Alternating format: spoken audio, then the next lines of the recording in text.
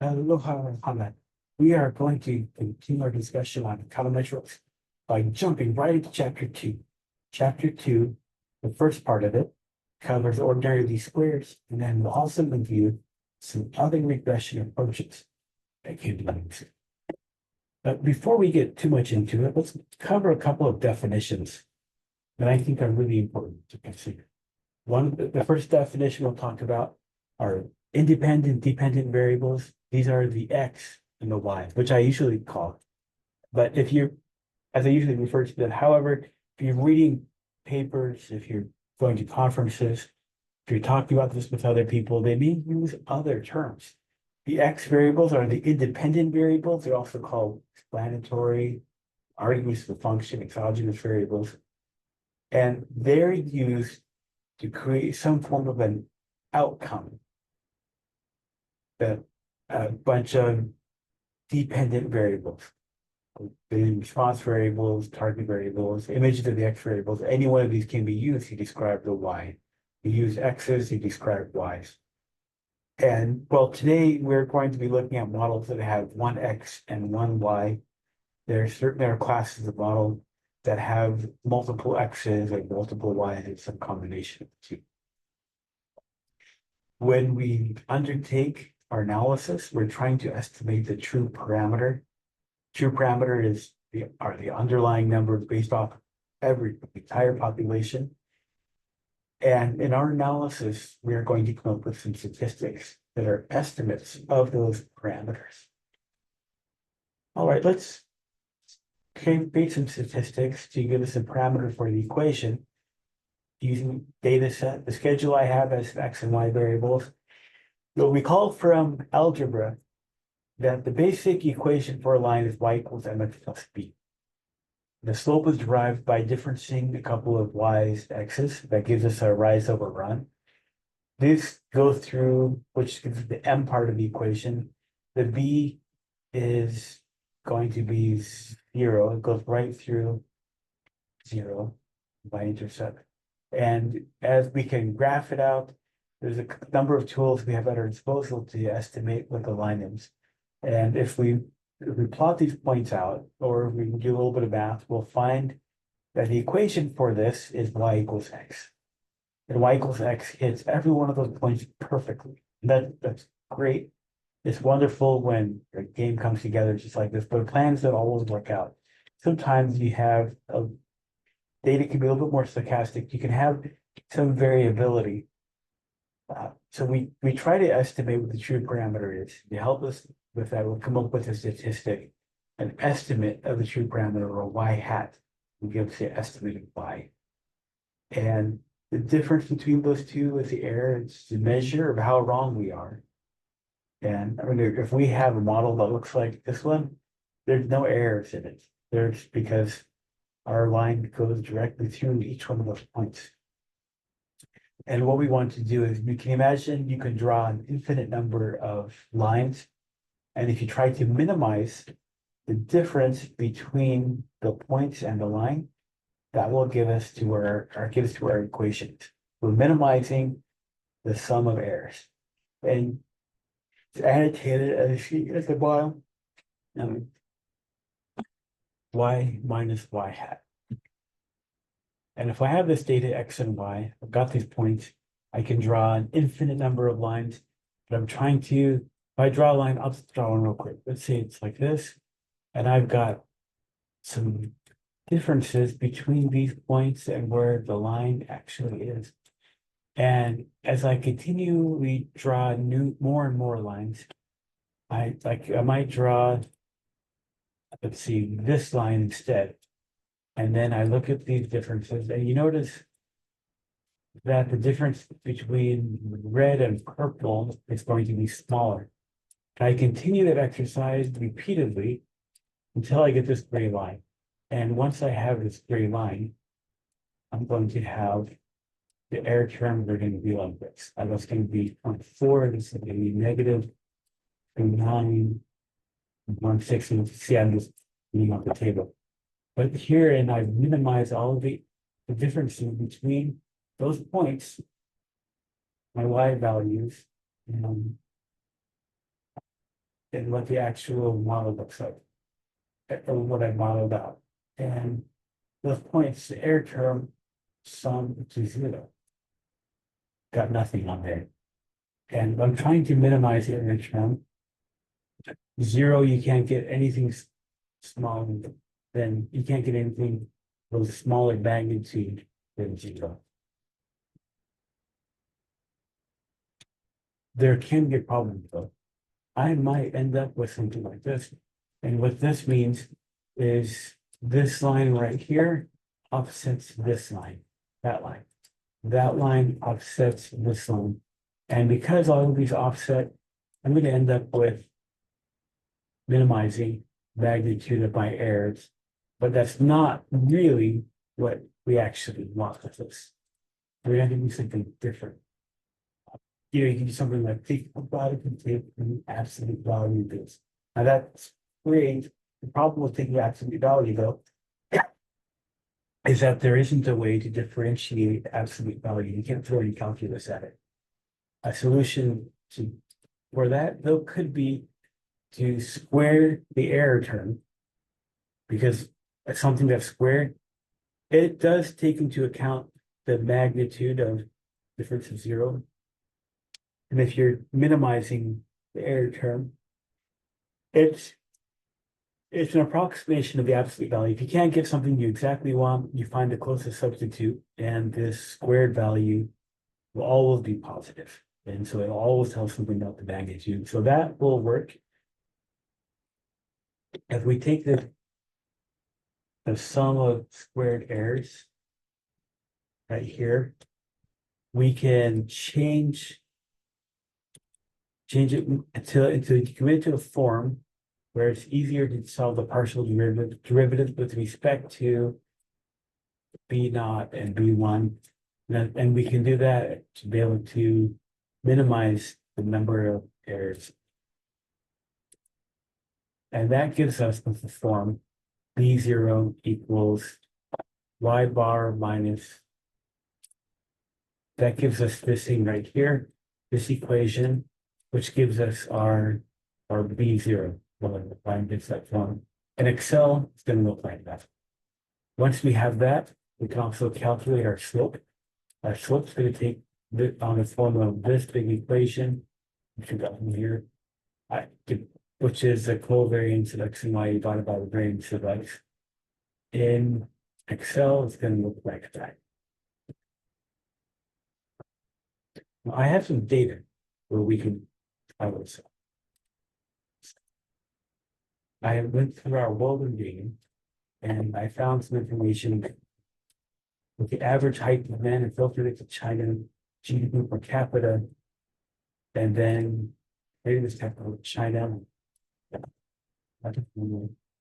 And I looked at all the years where we have matching information. And it's always good to do a little bit of analysis initially, try to figure out what's going on. And so I'm going to look through this. If I look at the real GDP from over the period of the data set that we have, we can see what's relatively flat, then it goes up. And there's some change for the Chinese economy. We decided to make part of the economy a lot more capitalistic, and we can see something with multiples. Right?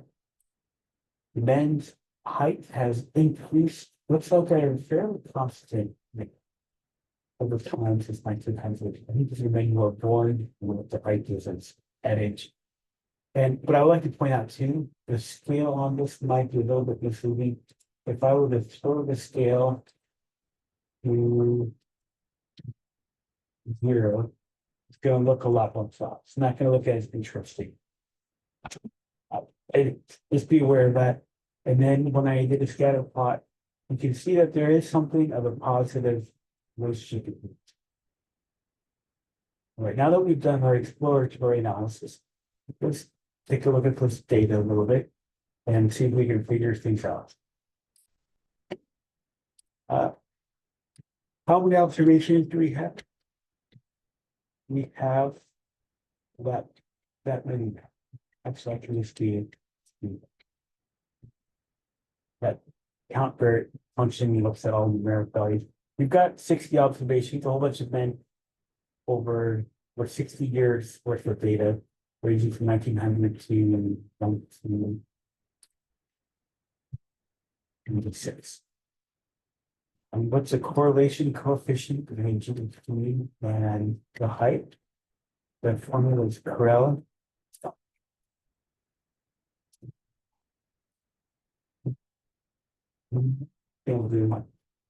See if this works.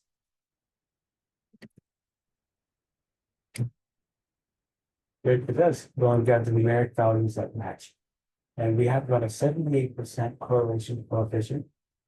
When we calculate the key statistic for this is 9.6, t critical is 2. That means we're going to reject it. If that's going to be large.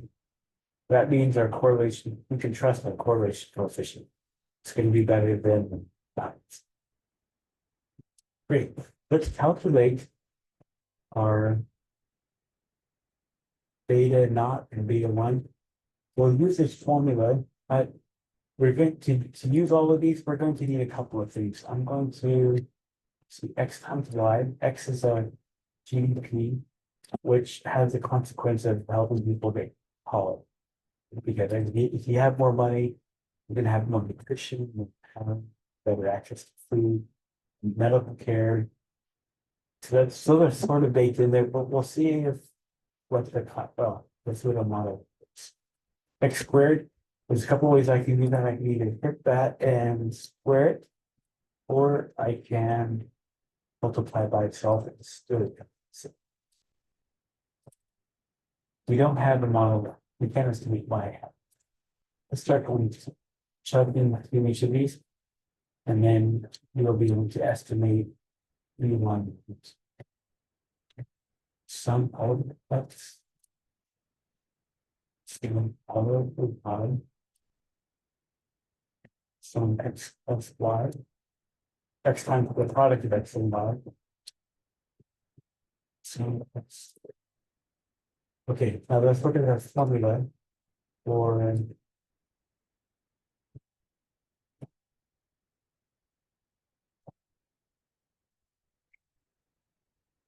V1. V1 is going to be the formula down here. The summation of xy. That's just in there. Minus 1 divided by 2. Sum of x. Sum of x. And I'm going to we divide that by sum of x squared.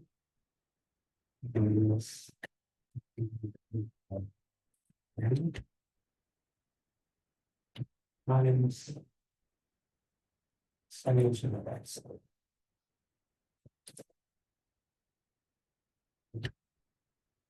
Okay, there we go. Now we have, according to our estimate, our slope is going to be that value. That means for every additional $1,000 we can expect of GDP, we can anticipate that Chinese men will be 2 centimeters tall.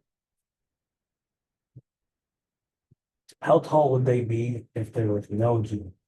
That gives us a view on the total. We can calculate that. So maybe the formula we can is 1 minus 7.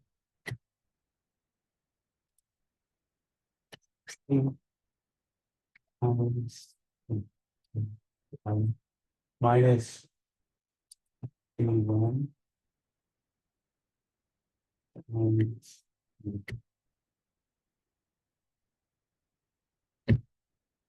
16.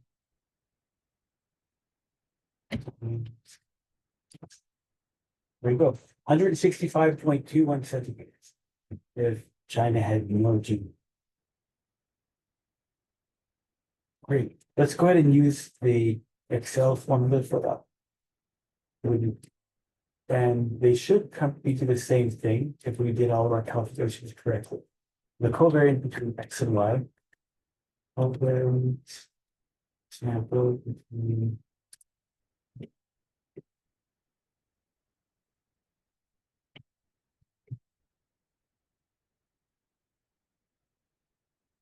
X and Y is going to be that.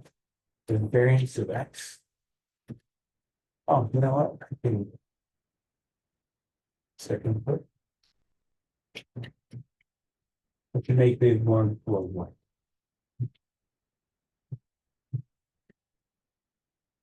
Let's see. Okay, now for our B1 is going to be simply this 3 divided by that. We get the same value. And B1 is going to be average of Y minus B1 times the average. And look at that, got the same value. Okay, so now we've gone through and calculated this. Let's look at another way. We can use actually use the correlation coefficient. If we have that and the standing deviation for the simple regression. And we have this formula out here. I'll take something cancel those out. And that gives us this thing right here. And here's how we can look at it. We have our B1 should actually equals correlation coefficient. And standard if we do this one,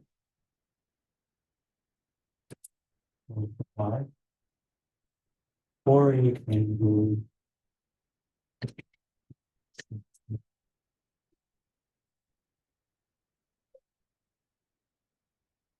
and everybody have about B1 and then be not the same thing. The average of Y minus B1 times the average of X. And that's a same answer. So those are a couple of ways how you can calculate a simple regression using Excel. Wait, there's more. We're going to use ordinary least squares. The data analysis is probably the easiest one. We're going to click on data analysis, pick regression, pick your range of X and Y variables, and then you pick where you're going to split this out. So let's do a quick demonstration of that. So I'm going to data analysis, regression. So we running regression, that's what sticks. So I'm going to have solution with this. So Y. I'll just get it. And let's get it from X. I'll put a range. Well, like that. If you either pick a new range, it'll work you out. I like to keep those. And if you, because the labels are in there, they're identified, and those look like the same values that we would calculate. And give us all these extra additional summary statistics. That's how you, that's most of the time, most of the ways how I typically learn. But there are other things you can do. For example, you can use a line nest formula, which is a live formula, and it's always there. And if you, there's a bunch of inputs. If you have a bunch of known Y's, and then the brackets mean that these are options. Let me talk a little bit about it. The known Y's, dependent values in the model. If you leave them blank, it'll just assume a sequence of numbers, 1, 2, or whatever. However many rows you have. If you want to, but if you have specific X variables, and then I will put those in there. Uh, but as a minimum, you put those two in there, and or even the one, you'll get your a model. Then the other two options are comps and stats. Comps is optional. It's true if it's omitted, and it will the beta the intercept is calculated normally. If it's false, it will force the y-intercept to be equal to zero. You can put a bunch of stats in there, the optional false, if omitted, which means it'll only return, we have up here, the B naught and B1. If you give it, if you leave it blank, or you end up false. And just as a shortcut, one is true, zero is false. You can do either one or true or zero or false, and Excel will understand. It knows computer clock very well. If you have the stats option set as true, you'll get, instead of just, oops, instead of just this thing, and instead of just this, you'll get this huge table right here. Well, not that, it's particularly huge. You'll have your intercept, you'll have your slope, and you notice I put this as an I, because really you could have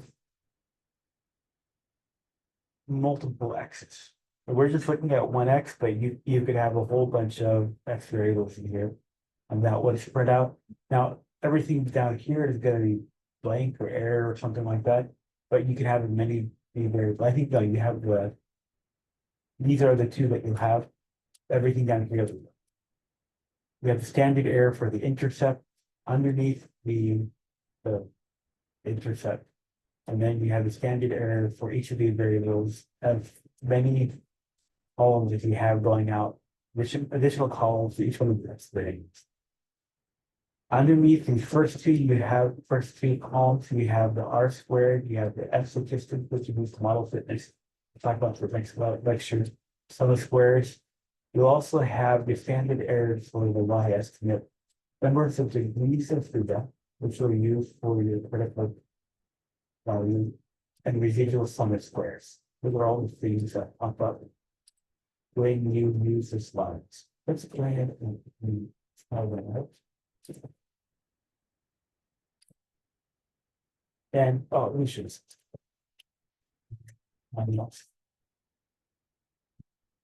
If you do that some random place,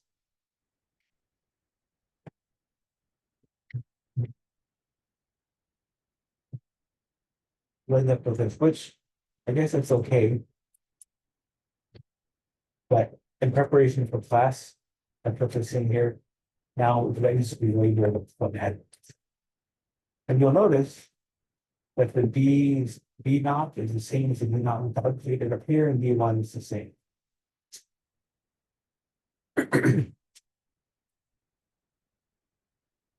What's the line formula? And wait, there's more. We can use solver to estimate regression solver. And to solve it, we have, I'm just going to give it a value of 0, and then we'll let solver fix it.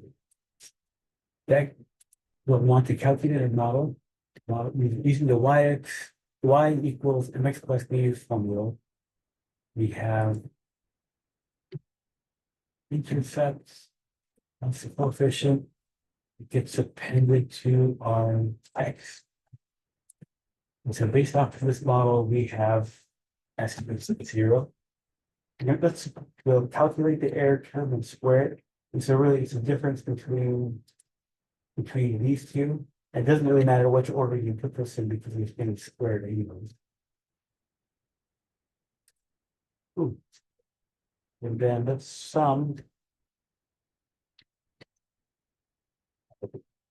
Now, to do the solver, you click on data, come over to solver.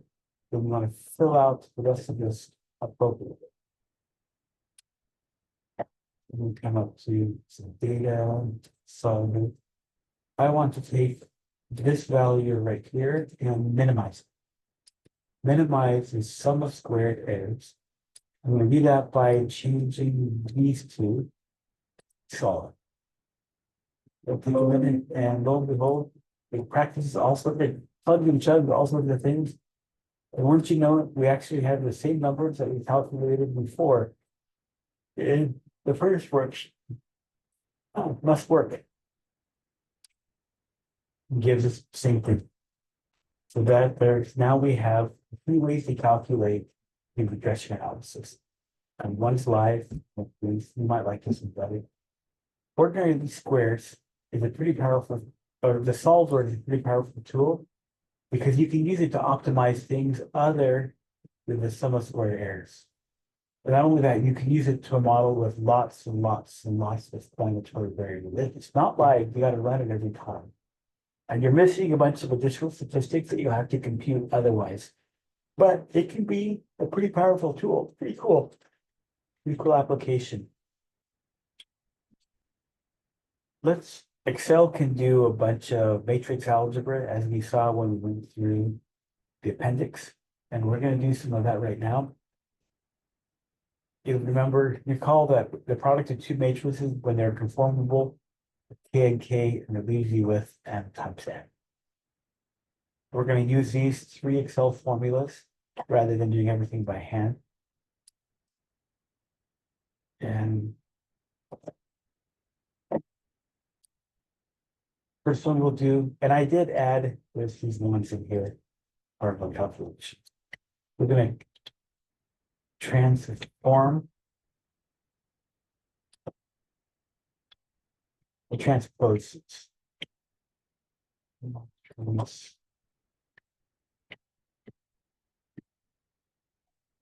Okay, let's create our Hessian matrix.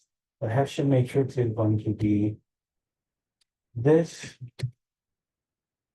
We have 2 rows on 60 columns.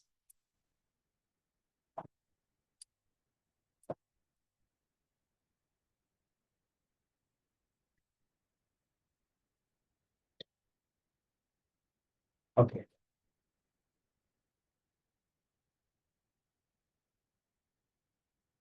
Like that. And then we'll make it that. And if I did it the other way around, we end up with a 60 by 60 matrix. It's not relevant. It's not a 2 by 2 matrix. The X transpose times X, and let's calculate our Jacobian matrix, which is going to be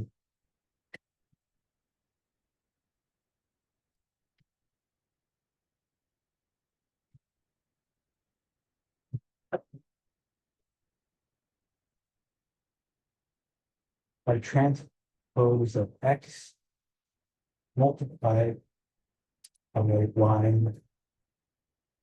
And we want to do the inverted matrix.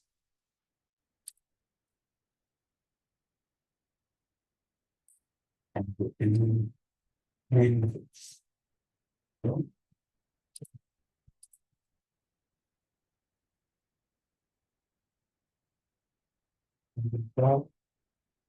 And then we can take that and multiply the Jacobian matrix by the inverted Hessian matrix. And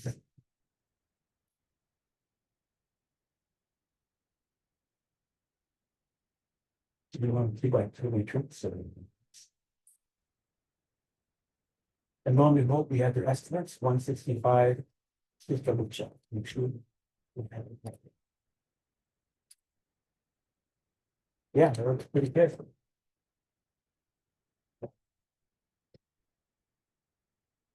Something match. So we can use all of these methods to calculate the regression. But there are other types of approaches we can have. For example, the maximum likelihood estimator. Rather than minimizing the squared errors, we're maximizing the probability. So we'll have the formula is a little bit different. And we plug in that formula.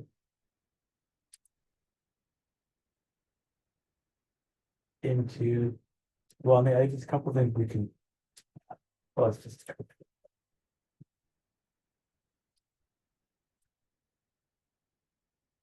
And this is going to be equals negative.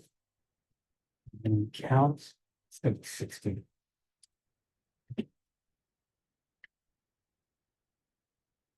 1.2.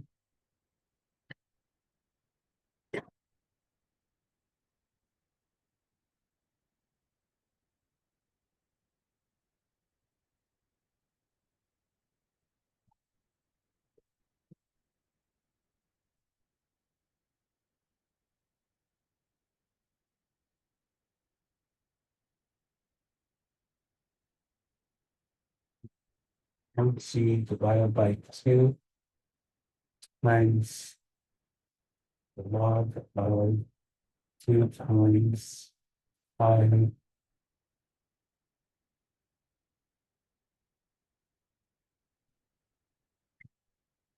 The average of the square is, I'm gonna calculate that just a second. So H2, that's that thing right there. I'll come back and fix that. Minus, it looks like we have 1, 5, 2. We're gonna put in H2. And then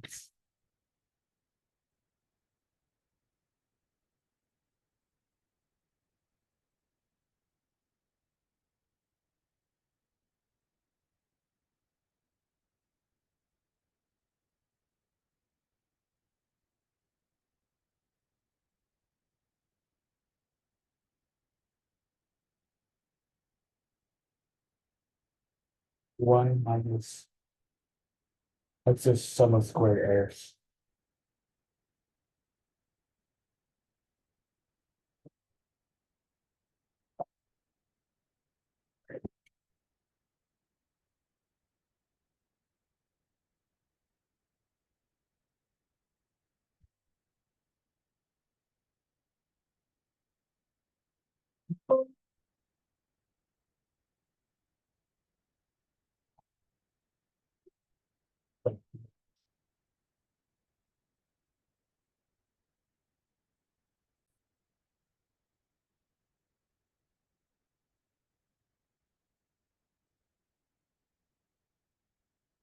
Times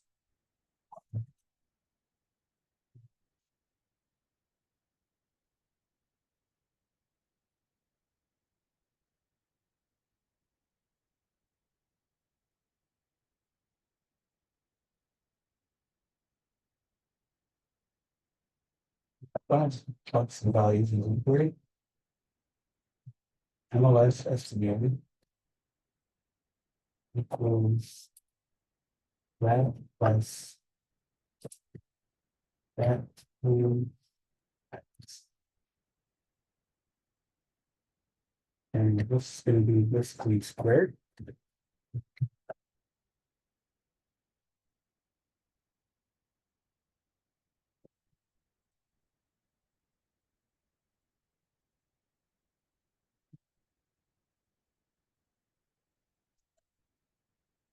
Well, errors. I got some values in there. Okay, I think I got the first part right. Minus, see if I can do this.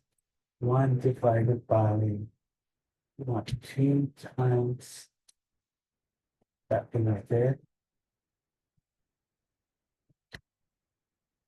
1,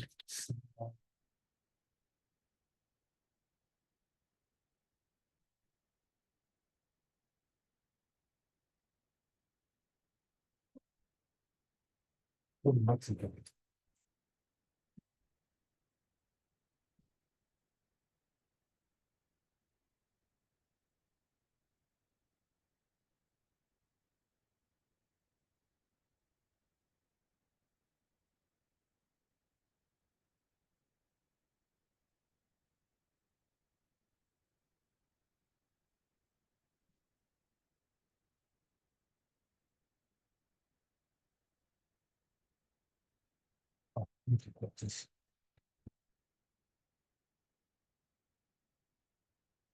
Okay, now I've got this number.